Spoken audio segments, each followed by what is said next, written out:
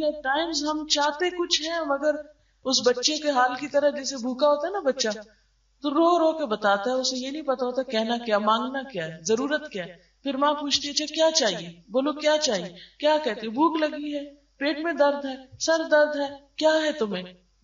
تو ہمارا حال بھی ان بچوں ہی کی طرح ہے کہ جو اپنی تکلیفوں کو خود بھی نہیں جانتے اور اپنے رونے اور اپنے ڈسٹریس اور اپنے جو ایک انکمفرٹیبل سی فیلنگ ہوتی ہے بعض اوقات خود بھی نہیں پہچانتے ہوتے کہ ہمیں ہے کیا، ہمیں کیا دکھ ہے. ان نون سا دکھ ہوتا ہے اور نہیں خبر ہوتی کہ کیا گزر رہی ہے اور کیوں گزر رہی ہے.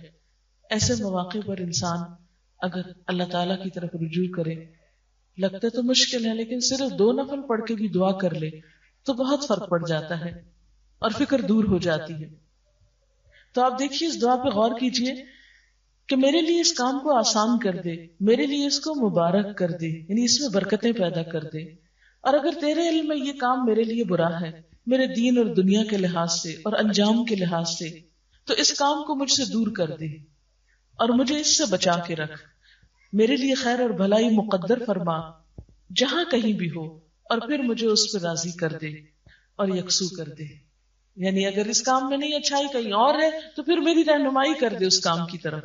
یعنی کتنی خوبصورت دعا ہے جس موقع پہ مانگی جاتی. پھر اسی طرح آپ دیکھیں مثلا تاریخ طے کر رہے ہیں، مثلا کوئی اور اسی طرح کے اس معاملے میں اہم ڈیسیژن لے رہے ہیں.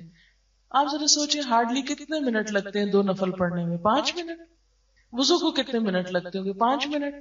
وہ جو سارا دن فکر کا بوجھ سر پہ اٹھائے رکھتے ہیں، 5 منٹ میں وضو کر لیں، 5 میں 2 نفل پڑھ لیں اور یہ دعا پڑھ لیں، بہت بہتر فیل کریں گے. لیکن نفس کو منانا تو پھر اپنا ہی کام ہے، کوئی اور تو ہمیں زبردستی نہیں کرا سکتا. پھر اسی طرح آپ دیکھیں کہ بچوں کی جب بھی شادی ہوتی تو ماں باپ کے دل پہ بنی ہوئی ہوتی ہے نا. میں خود اس کیفیت سے گزری ہوں کہ ایک عجیب سا بوجھ ہوتا کہ اللہ سب خیر ہو، معلوم نہیں ان کی آپس میں بنے نہ بنے، کیا ہو کیا نہ ہو. ایسی ساری فکروں کو اللہ کے حوالے کریں. بس جب فکر چھانے لگے 2 نفل پڑھ کے اللہ تعالیٰ سے دعا کر لیں. نستعینہ، یہ اللہ ہی نے ہمیں طریقہ سکھایا ہے کہ ہم اس سے مدد مانگے، کیونکہ ساری قدرت ساری قوت اس کے ہاتھ میں نا. کتنی نشانیاں ہیں اس کی ہمارے سامنے کہ ساری قوت اس کے ہاتھ میں ہے. مثلا آپ دیکھیں کہ اس درخت کا ڈیزائن جو ہے یہ ہمارے مرضی سے تو نہیں ہوا.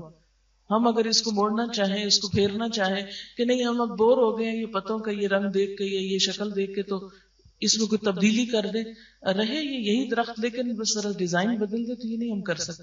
ہوا چلے مرضی ہے اس کی، نہیں چلے نہیں چلے، یہ اللہ کی قدرت ہے نا.